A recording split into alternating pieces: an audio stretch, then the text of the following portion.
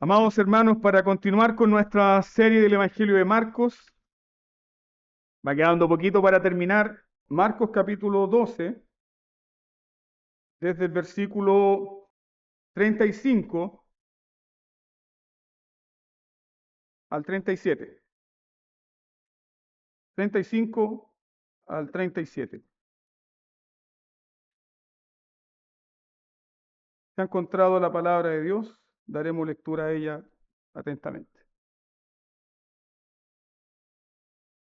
Enseñando Jesús en el templo, decía: ¿Cómo dicen los escribas que el Cristo es hijo de David?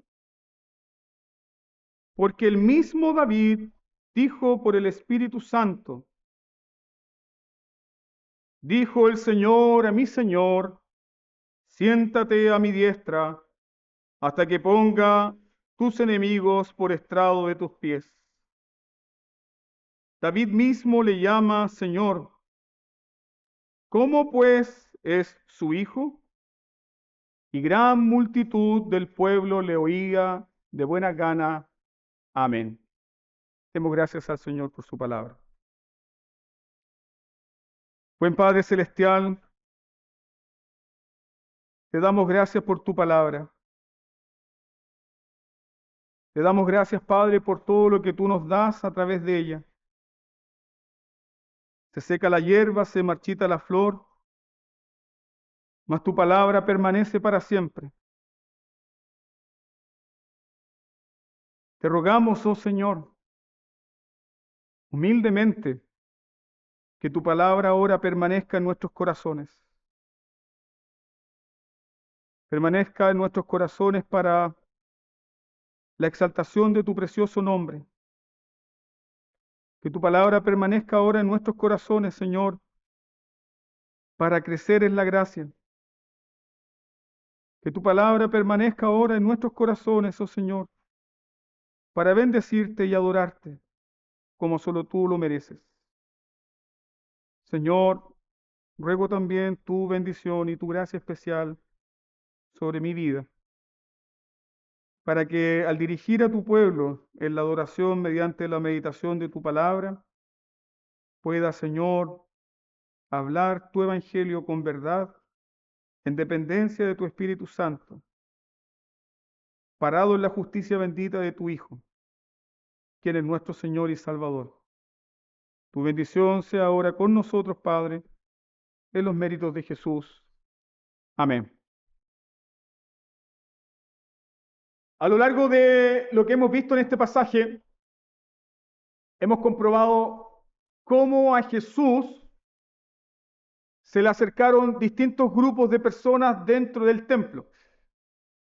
Y recordando sermones pasados, nosotros comprendíamos que cada grupo de personas que se acercó a Jesús en el templo, los fariseos, los herodianos, los saduceos y los escribas, representados en el escriba que hizo la pregunta sobre el mandamiento más importante, ahí nosotros tenemos una especie de radiografía, una radiografía de la espiritualidad de Israel.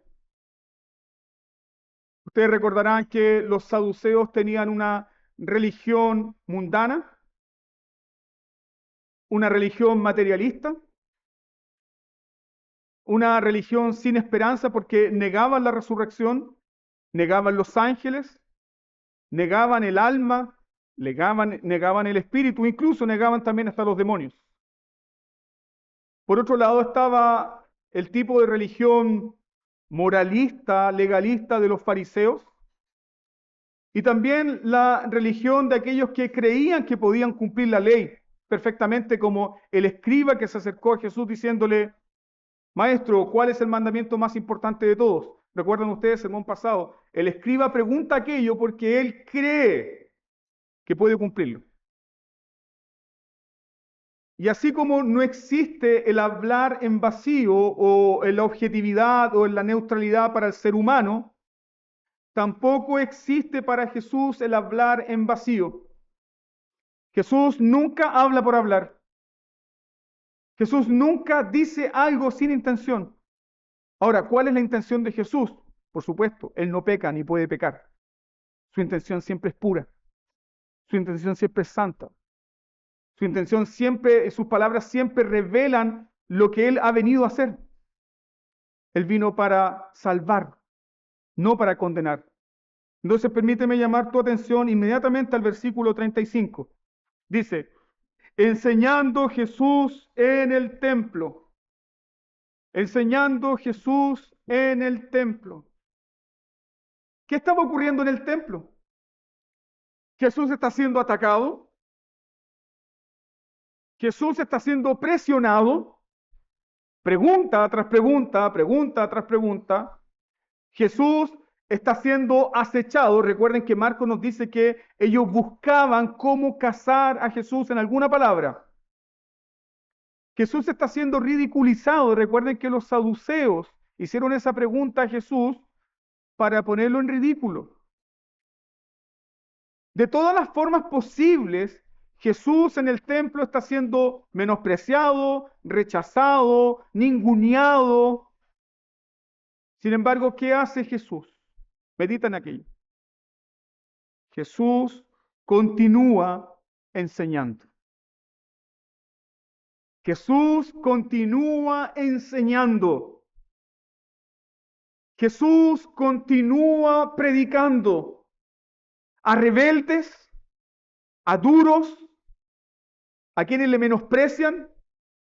Jesús continúa enseñándoles a aquellos que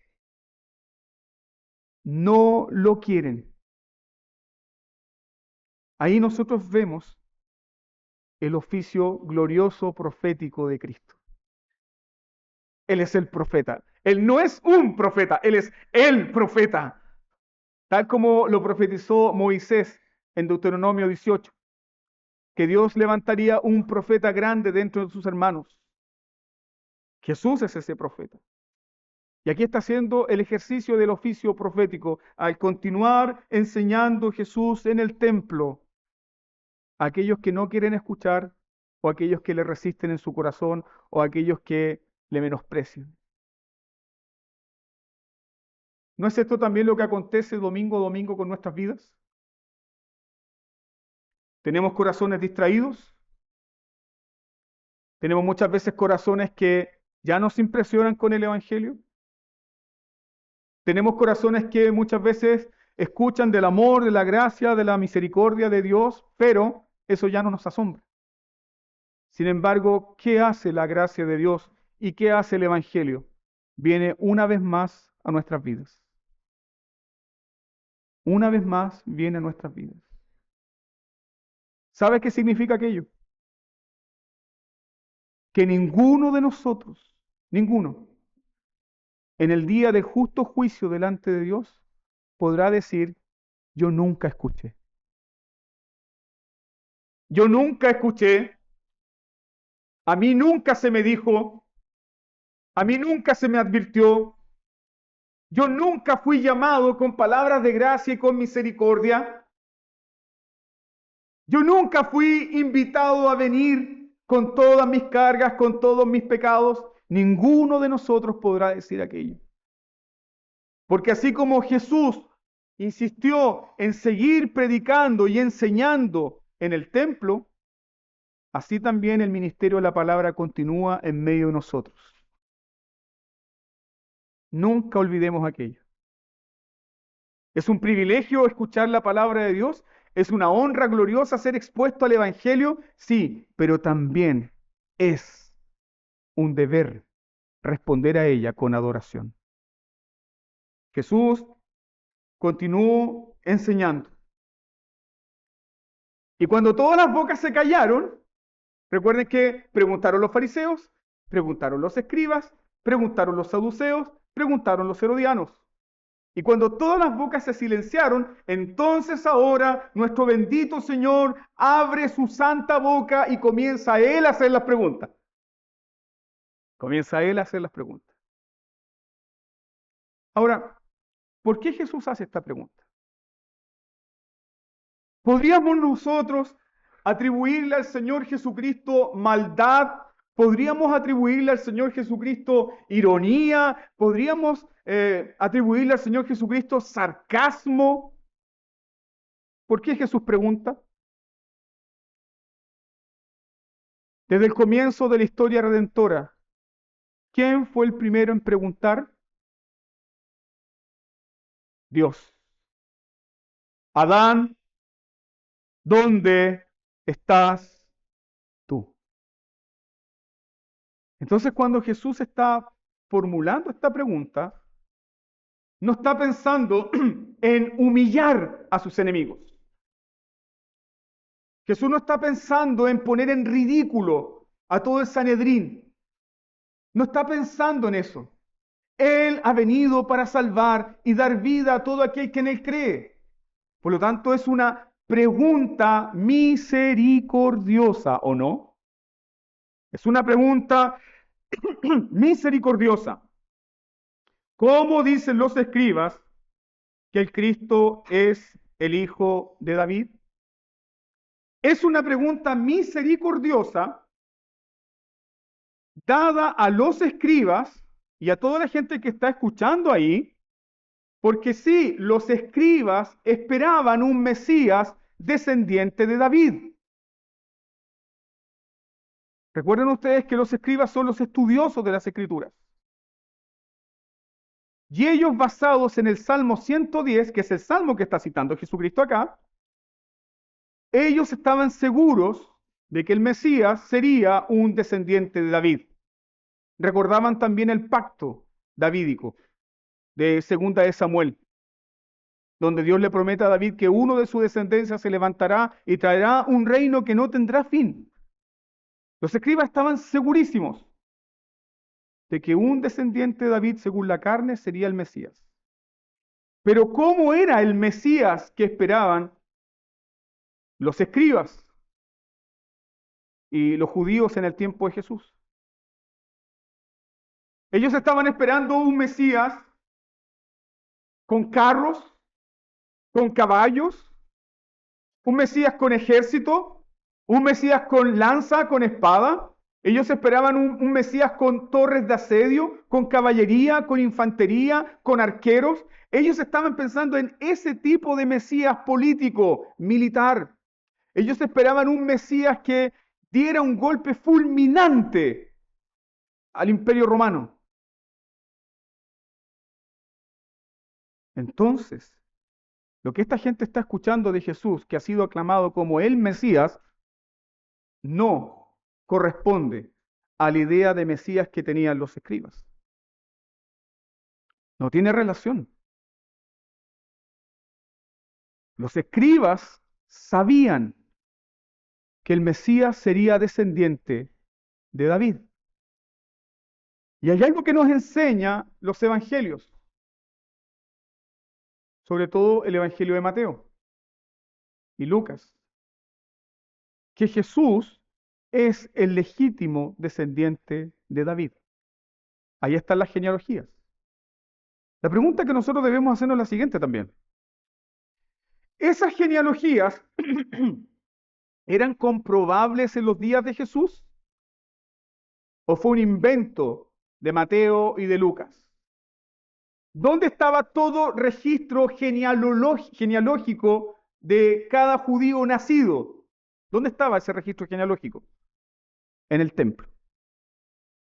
Por lo tanto, los escribas sabían que Jesús en la carne era un legítimo descendiente ¿de quién? Un legítimo descendiente de David. Fíjense en eso, que nadie se atrevió a negar la legitimidad de la descendencia de Jesús. Él es el descendiente de David legítimo. Ninguno de sus enemigos lo niega. Era comprobable, era un hecho comprobable, se podía comprobar en el mismísimo templo. La pregunta es, hermanos queridos, la pregunta es, ¿Jesús fue ejecutado por decir, soy el hijo de David? ¿Jesús fue ejecutado por decir, soy el hijo de David? No. Jesús fue ejecutado por decir, soy el hijo de Dios. Por lo tanto, esta pregunta es la pregunta más importante que Jesús hace. Es la pregunta más importante que Jesús hace. Es la pregunta más trascendental. ¿Por qué? Porque si nosotros no sabemos quién es Cristo, entonces todo conocimiento humano no tiene sentido. Pero este es el conocimiento que nos salva. ¿Quién es Jesucristo? ¿Quién es Jesús? Algunos dicen sí, es el hijo de David. Pero ¿qué está diciendo Jesús en esta pregunta? ¿Cómo dicen los escribas que el Cristo es el hijo de David? Porque el mismo David dijo por el Espíritu Santo, dijo el Señor a mi Señor, siéntate a mi diestra. ¿Qué está diciendo el Señor Jesucristo con esta pregunta? Que David, inspirado por el Espíritu Santo, le está llamando al Mesías su Señor. Su Señor. Por lo tanto, el Mesías de que habla el Salmo 110 es mucho más grande que David. Porque David le llama a su Señor. Entonces, ¿Jesús va a ser ejecutado por decir que es el hijo de David? No.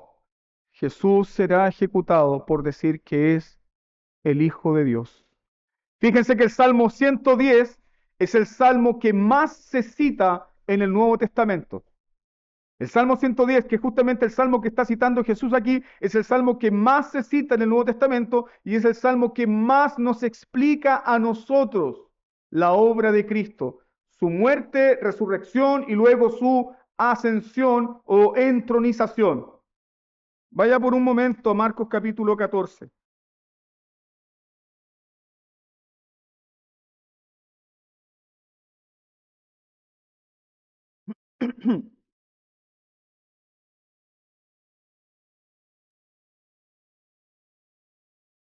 Considera los versículos 60 en adelante.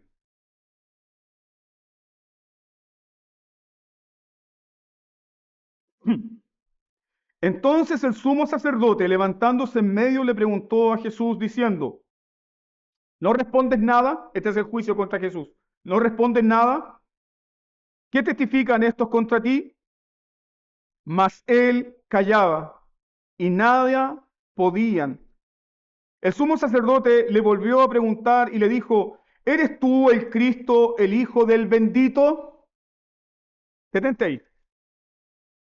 ¿Por qué el sumo sacerdote, delante del Sanedrín, le pregunta a Jesús, ¿eres tú el Cristo, el Hijo del bendito? ¿Eres tú el Mesías, el Hijo de Dios, el bendito? ¿Dónde Jesús está revelando su identidad? Justamente en el pasaje que estamos estudiando hoy. Justamente aquí, en Marcos capítulo 12, cuando Jesús dice, ¿cómo David le llama a su Señor, mi Señor? ¿Eres tú el Hijo del bendito? Y luego responde el Señor Jesús, yo soy. Y veréis al Hijo del Hombre sentado a la diestra del poder de Dios, viniendo en las alturas, en las nubes del cielo. Literalmente Jesús acaba de citar el Salmo 110. Siéntate a mi diestra hasta que ponga a tus enemigos por estrado de tus pies. Y literalmente Jesús está citando la profecía de Daniel, capítulo 7, versículo 13 al 14, donde se nos muestra al Hijo del Hombre que vino hasta el anciano de días, y a ese Hijo de Hombre se le ha dado poder, dominio y autoridad sobre toda lengua, pueblo, tribu y nación. Esa es la razón, hermanos queridos, por la cual esta pregunta es tan importante. Porque Jesús está revelando su identidad. Él está revelando su identidad. ¿Quién es Jesús? Sí, según la carne, Él es el descendiente de David, legítimo descendiente. Pero el propio Salmo 110 está diciendo algo mayor. Dijo el Señor a mi Señor. ¿Quién es entonces Jesús? Aquí, el original, sería correctamente, dijo Jehová. a el Adonai, a mi Adonai. Dijo Yahvé a mi Adonai. ¿Quién era el Adonai? El Adonai es el Señor soberano exaltado. Entonces pareciera ser que el Salmo 110 que está citando Jesús está hablando de una conversación que en el espíritu David ha escuchado. Esto es fascinante, hermanos. Es fascinante. ¿Por qué? Porque cuando Jesús cita el Salmo 110, Jesús pone el fundamento de esta enseñanza en el mismísimo Espíritu Santo. Versículo 36. Porque el mismo David dijo por el Espíritu Santo. ¿Qué son los salmos? ¿Son poesía? ¿Qué son los salmos? Los salmos son escritura sagrada dada por el Espíritu Santo. ¿Quién es el autor de las escrituras? El Espíritu Santo. ¿Quién es el dador de las escrituras? El Espíritu Santo. ¿Cuál es el testimonio del Espíritu Santo? El testimonio del Espíritu Santo es Cristo. El Espíritu Santo habla de Cristo, señala a Cristo, nos dirige a Cristo. ¿De quién estaba hablando el Espíritu Santo entonces en el Salmo 110? Dijo el Señor, dijo Yahvé a mi Señor Adonai, siéntate a mi diestra. ¿En qué otro pasaje tenemos un paralelo similar a esto? De alguien que en el espíritu de pronto escucha una conversación muy trascendental y simplemente lo deja registrado. Isaías capítulo 6. Entonces dijo el Señor, ¿a quién enviaremos? ¿Y quién irá por nosotros? Entonces dije yo, heme aquí, envíame a mí. ¿Te das cuenta cómo el Espíritu Santo estaba obrando en estos hombres, en los santos escritores del Antiguo Testamento? Y cuando el Espíritu Santo obraba en ellos, lo que estaba revelando era el plan redentor del Hijo de Dios, Jesucristo. ¿Quién es Jesús? Esa es la pregunta más importante que Jesucristo hace. ¿Quién soy yo? ¿Soy solamente un hijo de David? Y esa es la razón por la cual Jesucristo cita entonces el Salmo 110 a los escribas. Los escribas creían que el Mesías sería solamente un descendiente en la carne de David. Pero David contradice el testimonio de los escribas, porque David está diciendo que el Mesías es el Señor de David. Y emplea la palabra inspirada por el Espíritu Santo, el Adonai. El Adonai es el Señor soberano exaltado. El Señor soberano exaltado. El Señor sobre todo. Dijo entonces Jehová, yo soy el que soy, a mi Señor, siéntate a mi diestra hasta que ponga a tus enemigos por estrado de tus pies. Y aquí viene entonces la pregunta que expone la ceguera y la incredulidad de los escribas. David mismo le llama Señor. Entonces, ¿cómo pues es su hijo? Todas las bocas se cerraron y ahora es el turno de Jesús de preguntar.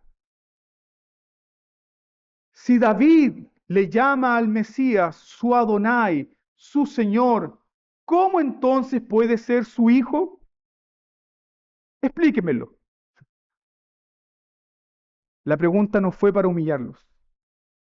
La pregunta fue para dirigirlos a la salvación.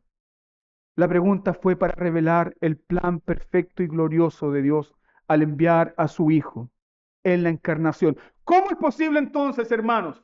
¿Cómo es posible entonces que el hijo de David, según la carne, sea al mismo tiempo el Adonai? ¿Cómo es posible? ¿Qué doctrina enseña aquello? La preciosa doctrina de la encarnación. La preciosa doctrina de la encarnación que nos enseña que Jesús es verdadero hombre, vere homo, verdadero hombre, y que Jesús es verdadero Dios, vere Deus, verdadero hombre y verdadero Dios, verdadero hombre y verdadero Dios, hijo de David según la carne, Señor Adonai, Señor de todo, el Hijo de Dios. ¿Recuerda entonces esto? Entonces, ¿Jesús será ejecutado por decir que es el Hijo de David? No. Jesús fue ejecutado por decir que era el Hijo de Dios. Y la pregunta para nosotros es, ¿lo crees? ¿Lo crees? Si lo crees, eres cristiano. Si no lo crees, no eres cristiano. ¿Por qué? Porque los mormones también creen en Dios. Testigos de Jehová también creen en Dios. Musulmanes también creen en Dios. Unitarios también creen en Dios. Pero ¿creen ellos que Jesús es el Hijo de Dios? ¿Creen que Jesús es el Hijo de Dios? ¿Creen que Jesús es Dios encarnado? ¿Creen que Jesús es la segunda persona de la Trinidad? No, no lo creen, no lo aceptan, ni lo adoran como tal. Entonces, ¿qué significa ser cristiano? Como cita el antiguo credo niceno-constantinopolitano, es creer que Jesucristo es Dios de Dios, es creer que Jesucristo es luz de luz, es creer que Jesucristo es Dios verdadero de Dios verdadero, no creado, sino eternamente engendrado. Eso es ser cristiano, eso es ser cristiano. Creer que Jesucristo es el Hijo de Dios. Por eso la encarnación resuelve esta pregunta. ¿Era el hijo de David según la carne? Legítimamente, sí. ¿Podía Jesús comprobarlo con sus papeles de genealogía? Sí, ahí están, la genealogía en el templo, pruébenlo. Podía hacerlo. Entonces, ¿por qué lo mataron? ¿Qué lo ejecutan? Simplemente porque no creen que Dios se haya encarnado. Ahí tú tienes la expresión máxima del corazón humano incrédulo. Los escribas y los judíos estaban dispuestos a recibir a un hombre que dijera, sí, soy descendiente de David, siempre y cuando tuviera el poder para derrotar a Roma. Pero ellos no recibirían a un hombre que no tuviese ese poder. Podía tener la genealogía, pero si no tenía el poder militar y político para derrotar a los enemigos de los judíos, entonces ese hombre sería enjuiciado y sería declarado un charlatán y luego sería ejecutado. Más que hemos aprendido en el Evangelio de Marcos. Jesús es verdadero hombre. ¿Se cansa? Sí. ¿Tiene necesidad de sueño? Sí. ¿Tiene necesidad de comida? Sí. ¿Tiene necesidad de vestido? Sí. Pregunta, ¿tiene necesidad de estar acompañado de otras personas, amigos? Sí, él valora la compañía. Sí. Verdaderamente humano. Completamente humano. Pero también hemos visto en el Evangelio de Marcos que él es completamente y verdaderamente Dios. ¿Perdona los pecados? Sí.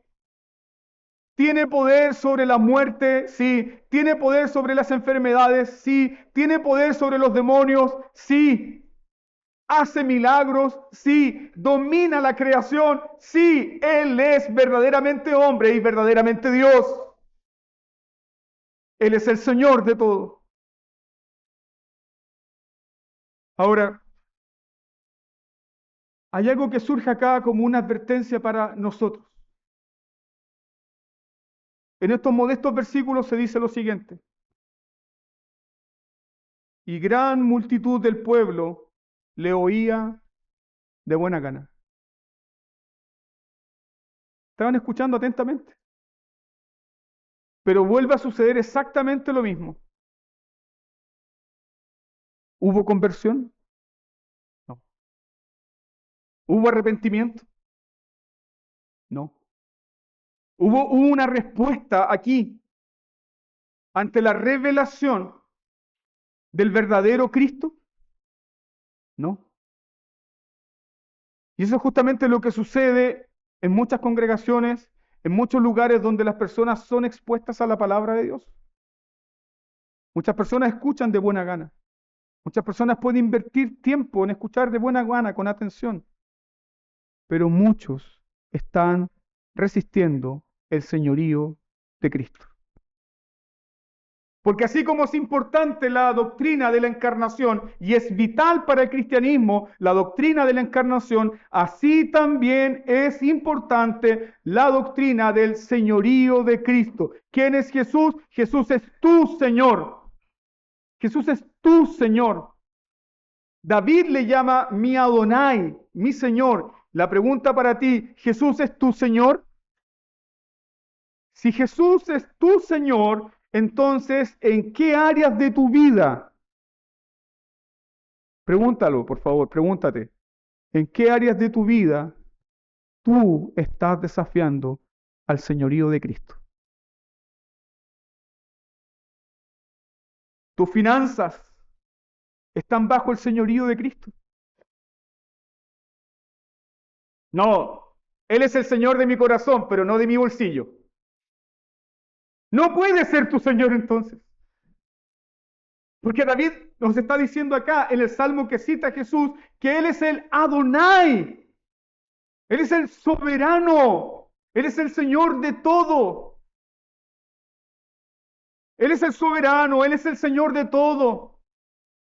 Tiene completo dominio de todas las cosas. Por lo tanto, si tú eres cristiano, no puede haber en tu vida partes que estén fuera del dominio o del señorío de Cristo. Si hay algún lugar en tu vida que está fuera del dominio de Cristo, entonces tú lo estás resistiendo como Señor. Hermanos amados, nosotros no nos congregamos acá domingo a domingo para reconocer a Jesús como Señor. Él no necesita tu reconocimiento. Partamos por ahí. Él es el Señor. Y es el Señor porque solo Él ha cumplido perfectamente el plan redentor y el pacto perfecto al morir, resucitar, ascender y luego tomar el trono. Voy a insistir con esta pregunta y ahora la voy a ampliar más. Dijo el Señor a mi Señor, siéntate a mi diestra hasta que ponga a tus enemigos por estrado de tus pies. Jesús está citando el Salmo 110, donde se habla de la divinidad del Mesías, el hijo de David, pero también Jesús está citando el Salmo 110 como una antelación de lo que es su propia vida, porque luego de la muerte, luego de la resurrección, ¿qué le espera a Jesús entonces? Su gloriosa entronización sobre todos sus enemigos. Siéntate a mi diestra hasta que ponga a tus enemigos bajo tus pies.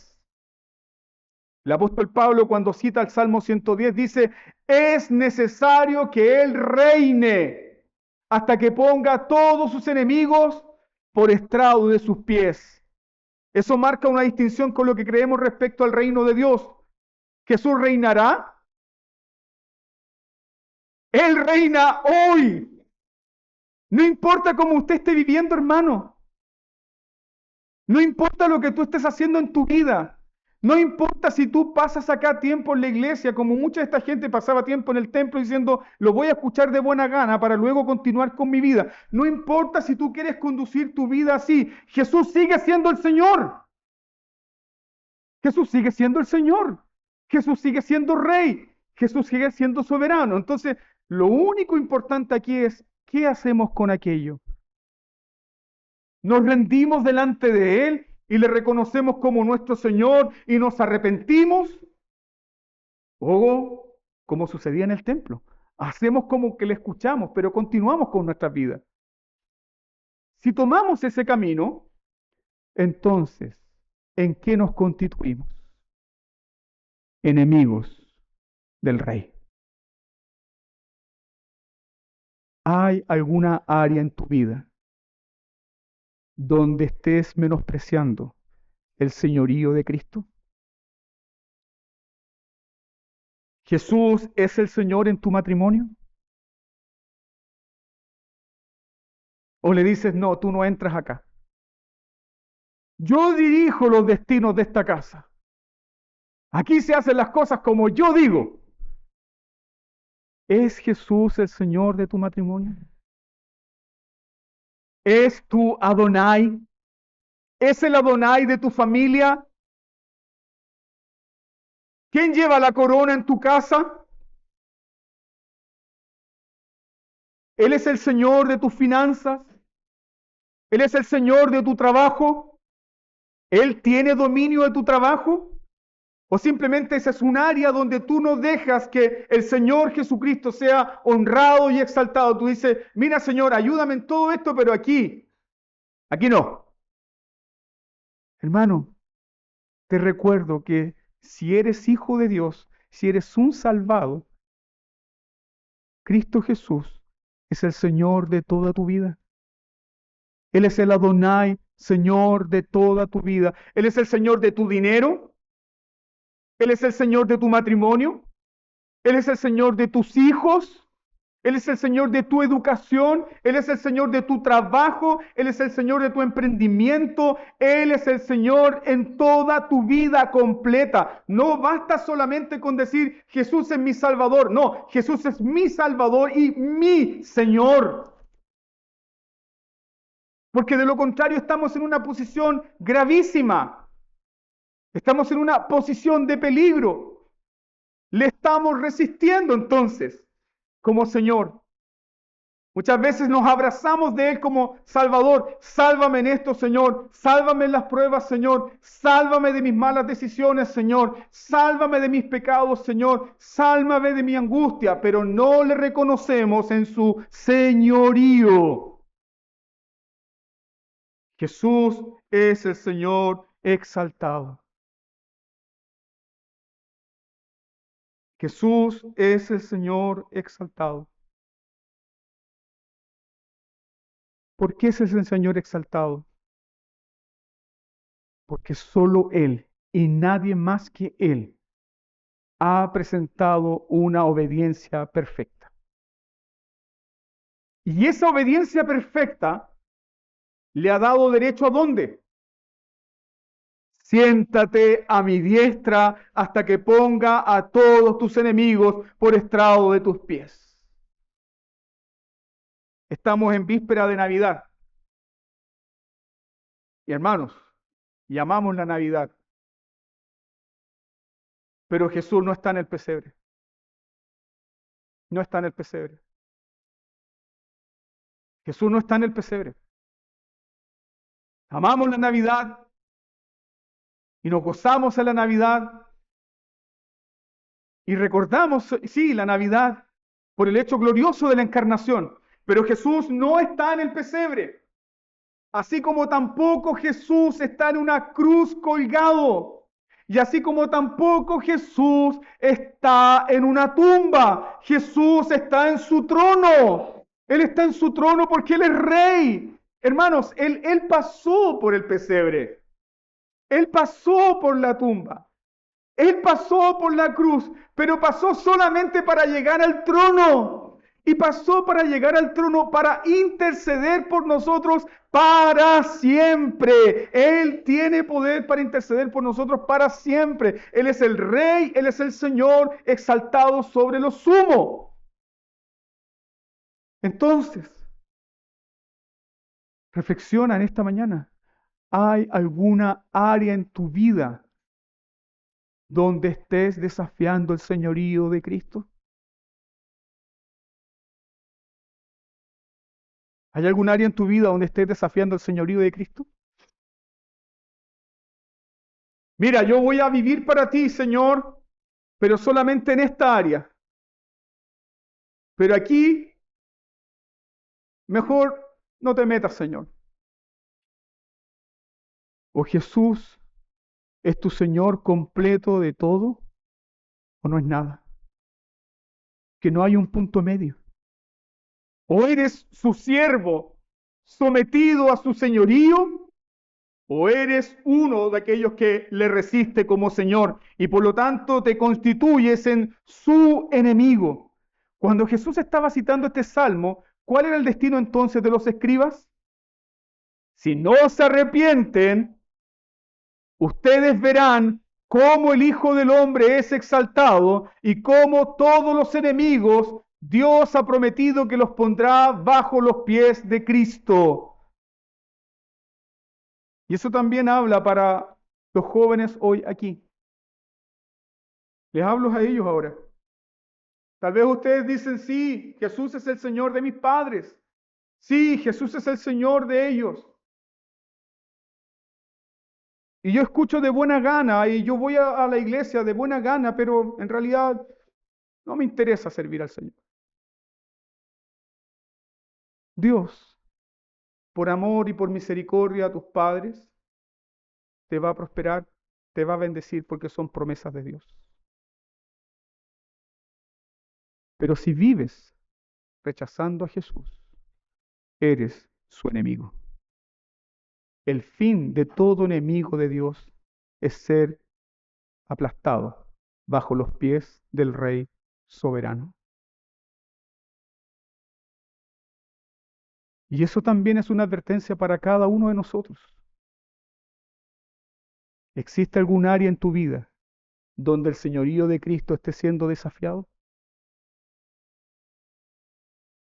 ¿Cuál es el fin de la historia redentora? Todos sus enemigos serán puestos como estrado bajo sus pies. ¿Por qué? Porque Jesús ya pasó por la humillación, Jesús ya pasó por la muerte, Jesús ya fue resucitado, Jesús ya fue ascendido, Jesús ya fue entronizado, por lo tanto, Él solamente desde su trono está esperando la derrota final de todos sus enemigos. Y entonces Él vendrá y volverá con poder y gloria y majestad para consumar su reino. Esa es la razón por la cual esta es la pregunta más importante, como dice el título de este sermón. ¿Por qué es la pregunta más importante? Porque no es una pregunta política, como hicieron los herodianos. No es una pregunta moralista. Es una pregunta cristológica. ¿Quién es Jesús para ti? ¿Quién es Jesús para ti? Si Jesús para ti es un ejemplo de comportamiento moral, entonces no tendrás salvación. Si Jesús para ti es simplemente alguien que te puede dar buenos consejos para que tú mejores tu vida, entonces no tendrás salvación. Si Jesús para ti es simplemente un profeta más o un enseñador más, no tendrás salvación. ¿Quién es Jesús para ti? ¿Qué enseña la palabra de Dios? ¿Quién es Jesús para ti? Él es el Hijo de David según la carne, pero Él es el Señor exaltado sobre todo y por lo tanto le confieso como mi Salvador, pero también le confieso como mi Señor. Mi Señor. Mi vida está bajo su autoridad. Mi destino está bajo su autoridad. El destino de mis hijos está bajo su autoridad. El fin de mis días está bajo su autoridad. La forma en cómo yo parta de este mundo está bajo su autoridad. Todas las cosas que tenga que experimentar bajo esta tierra vienen a través de la autoridad de Jesucristo, el Señor Adonai. Por eso reconócelo como el Señor tu Dios en todos tus caminos.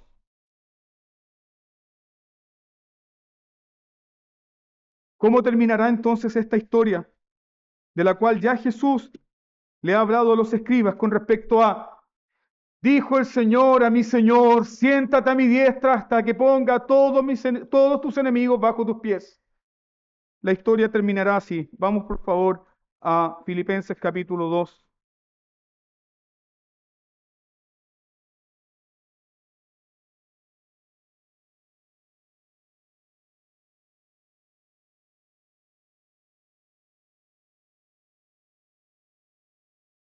Y al leer este pasaje, piensen en el Salmo 110, porque es justamente lo que Pablo está citando acá.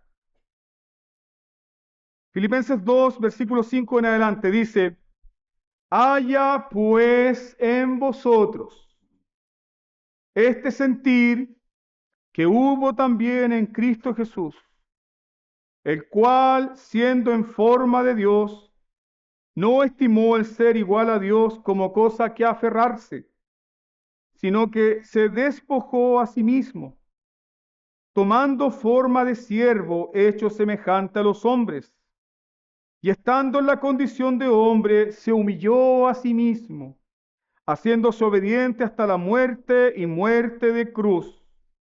Por lo cual, Salmo 110, por lo cual Dios también lo exaltó a lo sumo y le dio un nombre que es sobre todo nombre. ¿Cuál es ese nombre? Ese nombre no es Jesús. ¿Cuál es el nombre sobre todo nombre? El mismísimo nombre que aparece en el Salmo 110, el Adonai. El Señor soberano, el Adonai, le ha dado un nombre que es sobre todo nombre, para que en el nombre de Jesús se doble toda rodilla de los que están en los cielos, en la tierra y debajo de la tierra. Versículo 11. Y toda lengua confiese que Jesucristo es el Adonai, el Señor, para la gloria de Dios Padre. Hermanos, ¿qué hacemos cada domingo cuando nos reunimos? Escuchamos el Evangelio, nos arrepentimos de nuestras armas de rebelión contra nuestro Rey, Señor Adonai. Aceptamos los términos de su paz y de su misericordia. Nos volvemos a Él, dejamos nuestras tontas armas de rebelión. Dejamos nuestras tontas estrategias para rechazarlo o ignorarlo. Y hacemos eso cada domingo. Y doblamos nuestras rodillas y confesamos: sí, eres el Señor de mi vida. Sí, tú eres el Señor. Sí, tú tienes el dominio de todo. Tú tienes el dominio de mis finanzas, tienes el dominio de mi trabajo, tienes el dominio de mi familia, tú tienes el dominio de mi educación, tú tienes el dominio de todo. Tú eres el Señor. Y lo hacemos, ¿sabes por qué? Porque así como Jesús continuaba enseñando en el templo, así Jesús nos continúa enseñando y extendiendo ¿qué? Su gracia y su misericordia. Pero vendrá este día glorioso, donde el apóstol Pablo nos dice: toda rodilla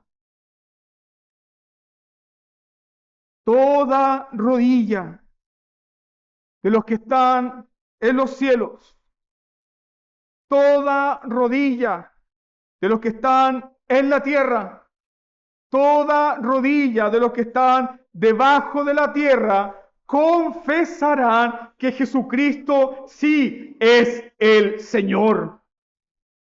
El hombre incrédulo, la mujer incrédula, el hombre rebelde, el joven rebelde, la mujer rebelde, el adolescente rebelde, en ese día final todos tendrán que confesar que Jesucristo es el Señor Adonai. ¿Sabe por qué? Porque Dios le prometió a su Hijo: siéntate a mi diestra en la majestad de las alturas hasta que ponga todos tus enemigos por estrado de tus pies. Ahora, para nosotros como cristianos, ¿qué significa aquello? Quiero por favor que al cerrar este sermón se vaya con esto a su casa. Que Jesús cumplió el pacto perfecto, ¿sí? Que tu salvación, tu justificación, tu santificación, tu glorificación depende de ese hecho glorioso de que Jesús está sentado en el trono. ¿Por qué? Que si uno solo, uno, uno solo de los redimidos, uno solo de los salvados, uno solo de los escogidos, uno solo de los justificados, uno solo de los santificados, uno solo de los glorificados, uno solo, se pierde o cae, Jesús tendría que abandonar el trono y salir de ahí. Porque su sacrificio, porque su obra no fue completa. Un día le preguntaron a Lutero, Lutero, ¿cuán firme es tu esperanza de tu justicia para con Dios? Él dijo, tan firme como el trono de Cristo que permanece para siempre. ¿Es tu Señor? ¿Es tu Salvador? ¿Hay algo hoy en el cual has pecado y le has negado a Él el derecho de su corona legítimo de ser Señor en tu vida? No escuches de buena gana, escucha con arrepentimiento y fe y deja tus armas de rebelión ante el Rey Jesús que te dice, venid luego y estemos a cuenta. ¿Sabe lo que significa esa palabra, estemos a cuenta? Conversemos, conversemos. Dame tus razones, por muy tontas que sean, para no creer en mí, las voy a escuchar, pero yo te voy a dar mis razones por las cuales sí debes creer. Estemos a cuenta. Si tus pecados fueren rojos como la grana, serán blancos como la lana. Venid luego, dice Jehová, y estemos a cuenta. Y ahora, hermanos, te invito a doblar tu rodilla y a reconocerle a Él no solamente como Salvador, sino como el Señor en toda tu vida. Adoremos al Señor. Oremos.